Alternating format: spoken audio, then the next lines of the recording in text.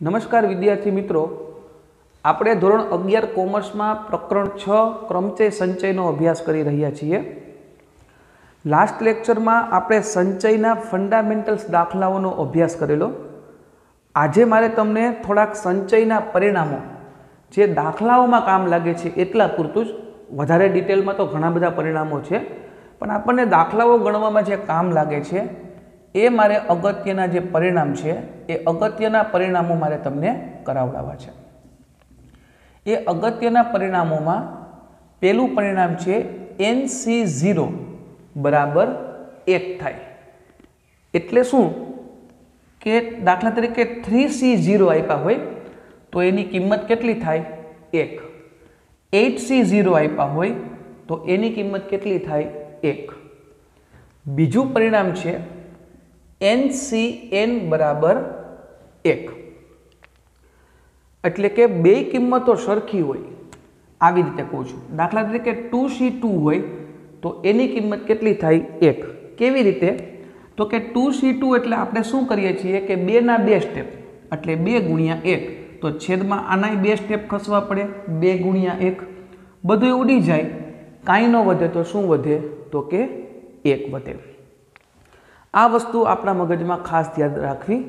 NC0 બરાબર પણ 1 થાય, NCN બરાબર પણ શું થાય? 1।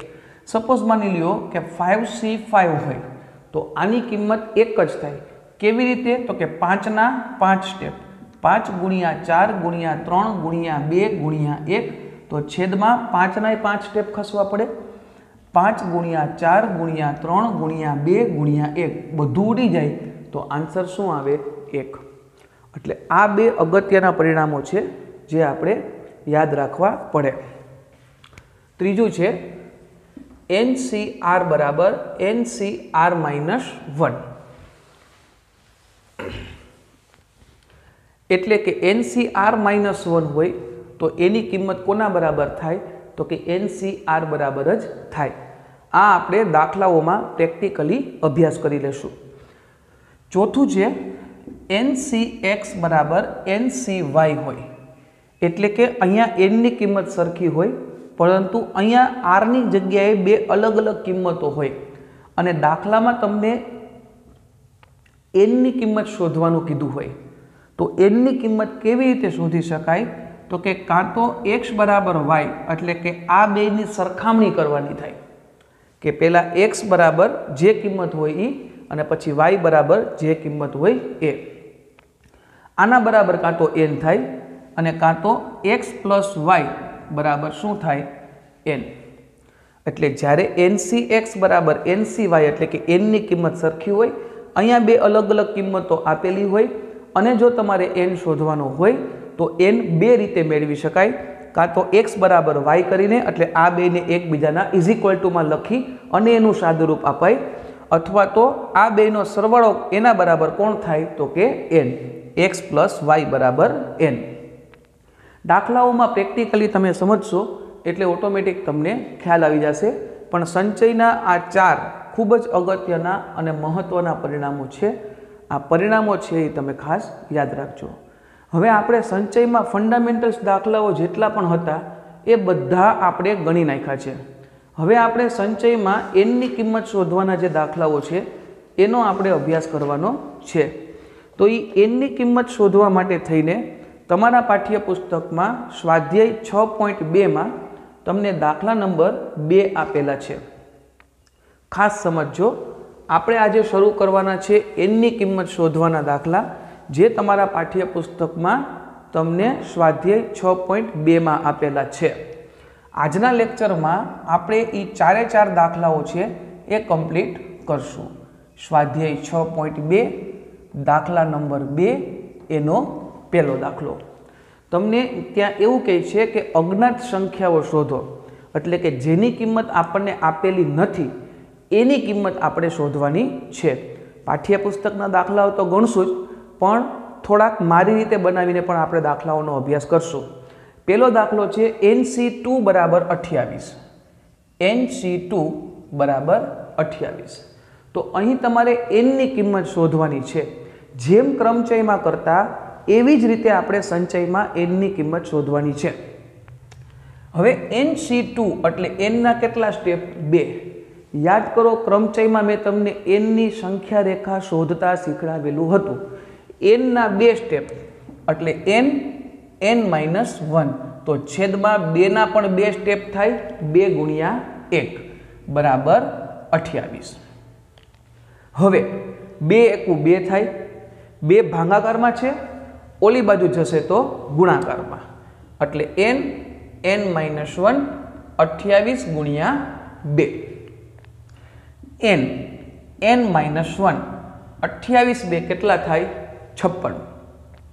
હવે વિચારો ડાબી બાજુ 2 પદ છે n અને n-1 એટલે 2 ક્રમિક સંખ્યાનો ગુણાકાર 56 થવો જોઈએ.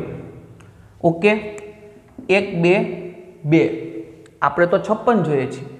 2 3 6 3 4 12 4 5 20 5 6 30 6 7 42 7 8 56.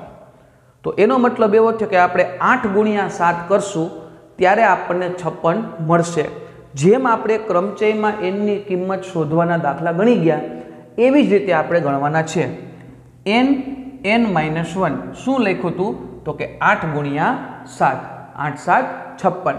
પણ ડાબી બાજુ જેવું કન્સ્ટ્રક્શન છે એવું જ કન્સ્ટ્રક્શન જમણી બાજુ રહેવું જોઈએ. એટલે અહીંયા n છે તો અહીંયા 8 છે કારણ કે એમાં કંઈ બાદબાકી કરવાની નથી. અહીંયા n-1 છે, અહીંયા 7 છે તો 8 - 1 એટલે 7 આવી ગયા. તો અહીંયા n, અહીંયા 8, અહીંયા n, અહીંયા 8. એનો મતલબ એવો થયો કે n બરાબર કેટલા થયા? તો કે 8. એકદમ સિમ્પલ દાખલો છે. આ જ મેથડ આપણે ક્રમચયમાં પણ ભણી ગયા છીએ એટલે આપણા માટે કોઈ નવીન વસ્તુ નથી. એક દાખલો આપણે આપણી રીતે બનાવીએ. સપોઝ માની લ્યો કે NC3 = 120. અહીંયા પણ આપણે માની લ્યો કે n ની કિંમત શોધવાની છે. હવે NC3 બરાબર 120 આપ્યો છે. હવે n ના કેટલા સ્ટેપ ખસવા પડશે? 3. n-1 n-2 આ n ના 3 સ્ટેપ થઈ ગયા. તો છેદમાં 3 ના પણ 3 સ્ટેપ ખસવા પડે. 3 ગુણ્યા 2 ગુણ્યા 1 બરાબર 120. ઓકે, 3 2 6 6 એકુ 6 એટલે n-1 n-2 3 2 6 6 એકુ 6 બરાબર 120. 6 ભાગાકારમાં છે, ઓલી બાજુ જાય તો ગુણાકારમાં.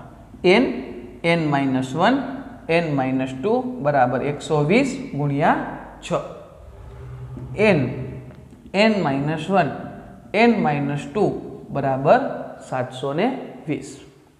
હવે વિચારો અહીંયા કેટલા પદ છે? 3. એટલે 3 ક્રમિક પદોનો ગુણાકાર 720 થવો જોઈએ. એટલે 1 ગુણ્યા 2 ગુણ્યા 3 1 2 2 2 3 6 1 ને મૂકો તડકે 4 ઉમેરો 2 3 6 6 4 24 નથી આવતા.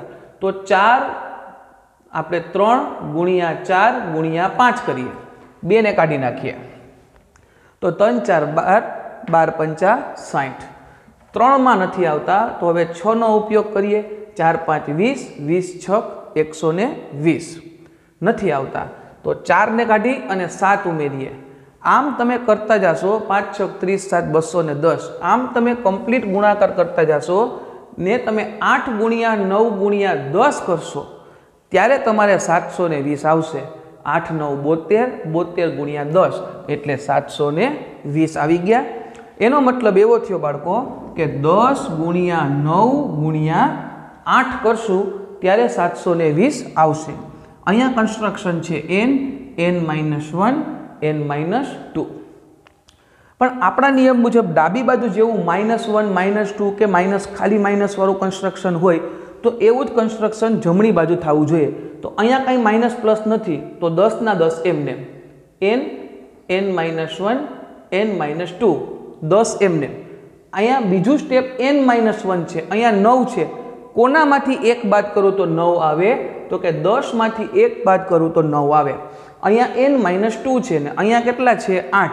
तो કેટલામાંથી 2 બાદ કરું તો 8 આવે તો કે 10 માંથી 2 બાદ કરી નાખું તો 8 આવી જાય। તો બાળકો અહીંયા n અહીંયા 10 અહીંયા n અહીંયા 10 અહીંયા n અહીંયા 10 એનો મતલબ એવો થયો કે જ્યાં જ્યાં n છે ત્યાં કોણ છે તો કે 10 એટલે n બરાબર કેટલા થાય તો કે 10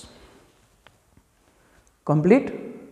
આ એક દાખલો પાઠ્ય પુસ્તકનો હતો, એક દાખલો આપણે આપણી રીતે બનાવ્યો બરાબર। तो આવી રીતે n ની કિંમત શોધવાના દાખલાઓ છે એ સંચયમાં કામ લાગે છે। એકવાર જોઈ જાઓ પછી દાખલા નંબર 2 માં આગળ વધીએ।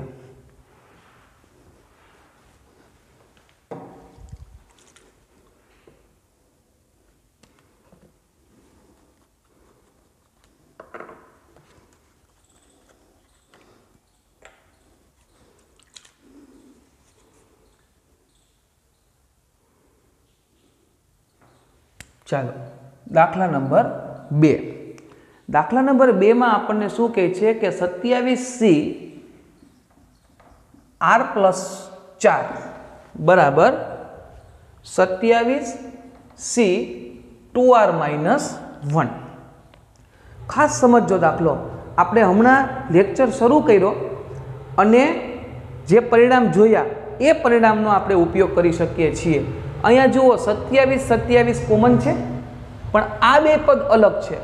આપણને r ની કિંમત શોધવાનું કીધું હોય તો આ બે પદ સરખા છે અને આ બે પદ અલગ અલગ છે, એટલે આપણું જે સમીકરણ હતું, આપણું જે નિત્યસમ હતું ncx બરાબર ncy આનો ઉપયોગ કરવો પડે।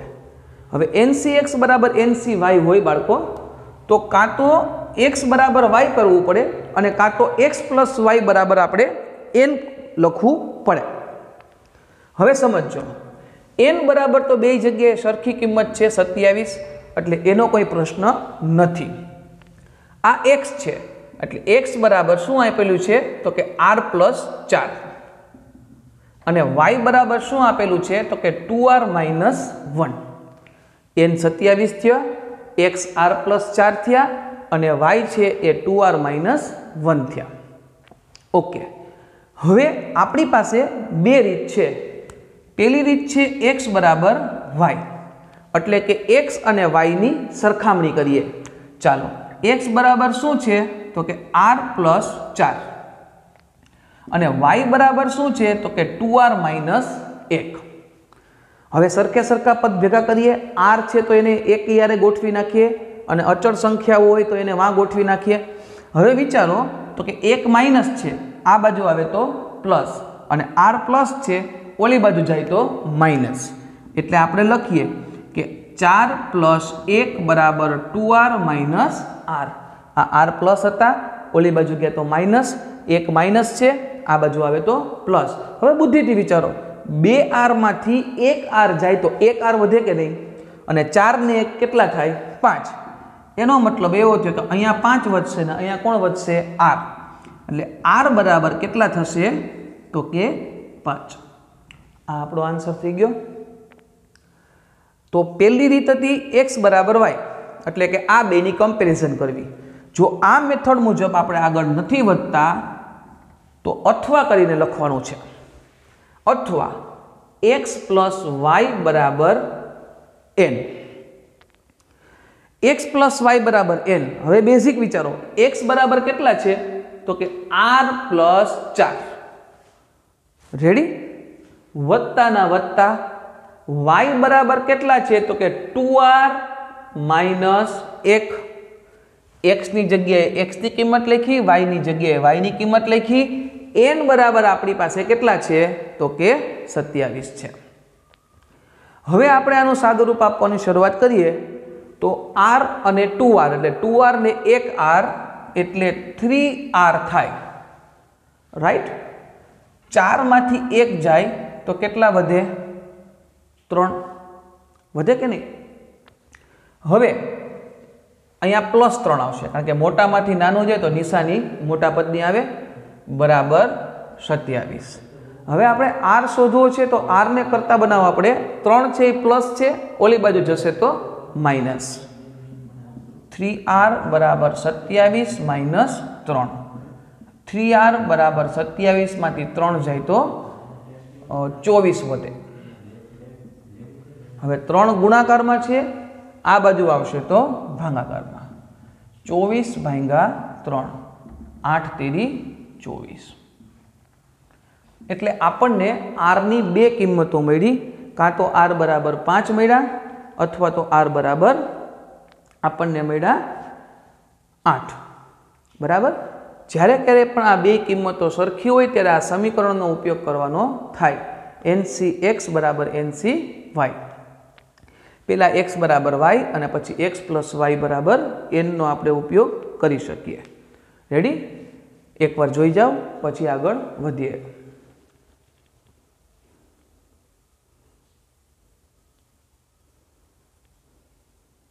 दाखला नंबर 3। त्रीजा दाखला में आपने कही छे कि NC(n-2) बराबर 15। आ दाखलो घणी बधी रीते थई शके। आपणे आपणा सूत्र मुजब गणवो होय n factorial n minus r factorial बराबर 15। हवे मानी लियो कि आपणे n फैक्टोरियल एटले अहींया n नी किंमत छे एटले n फैक्टोरियल थई गया। n माइनस r एटले आ n छे माइनस n माइनस r केटला छे तो के n माइनस 2 एटले n माइनस 2 ओछे ओछे शुं थई जाय वत्ता बराबर 15।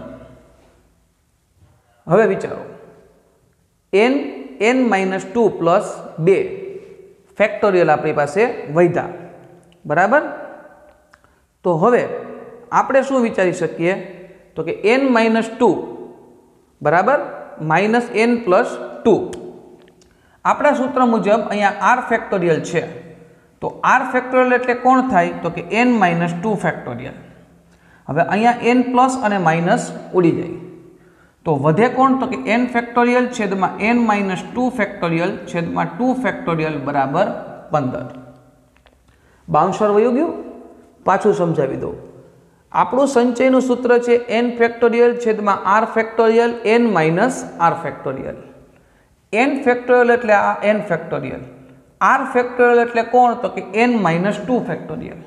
હવે n માઇનસ r ફેક્ટોરિયલ એટલે n બરાબર n માઇનસના માઇનસ માઇનસ r છે, r બરાબર કેટલા તો કે n માઇનસ 2 એટલે માઇનસ n, પણ આ માઇનસ છે ને આગળ નિશાની માઇનસ છે એટલે માઇનસ માઇનસ શું થઈ જાય પ્લસ 2 ફેક્ટોરિયલ। હવે અંશમાં n ફેક્ટોરિયલ એમને એમ છેદમાં n માઇનસ 2 ફેક્ટોરિયલ એમને એમ n પ્લસ અને માઇનસ ઉડી જાય ઓછે વત્તે ઓછા તો વધે કોણ ખાલી 2 ફેક્ટોરિયલ। હવે n ફેક્ટોરિયલ છે ને અહીંયા n માઇનસ 2 ફેક્ટોરિયલ છે। n ના સ્ટેપ ખસશું આપણે n માઇનસ 2 સુધી। n minus 1 n minus 2 factorial છેદમાં n માઇનસ 2 ફેક્ટોરિયલ 2 ફેક્ટોરિયલનું સાદુરૂપ 2 ગુણ્યા 1। n माइनस 2 उड़ी गया। 2 एकू 2 ये भागाकार में है, ओली बाजू जाए तो गुणाकार में। n माइनस 1 15 गुणिया 2 n माइनस 1 15 2 केटला थी जाए तो के 30। अहींया केटला पद छे 2 एटले 2 क्रमिक पदों गुणाकार 30 थवो जोईए। 5 6 30 एटले n माइनस 1 6 गुणिया 5। पण अहींया जेवुं कन्स्ट्रक्शन छे एवुं ज कन्स्ट्रक्शन अहींया थवुं जोईए। 6 माइनस 1 एटले 6 मांथी 1 जाए तो केटला वधे तो के 5। अहींया n अहींया 6 अहींया n अहींया 6 एनो मतलब एवो छे के n बराबर केटला थाय तो के 6। आ आपणो आंसर थाय। बराबर। तो आपणे रकम जोईने बी नथी जवानुं के रकम तो केवी विचित्र छे। सूत्र मुजब जाओ एटले दाखलो कम्प्लीट थी जाए। अहींया भूल न थाय माइनस माइनस प्लस मूकवा माटे।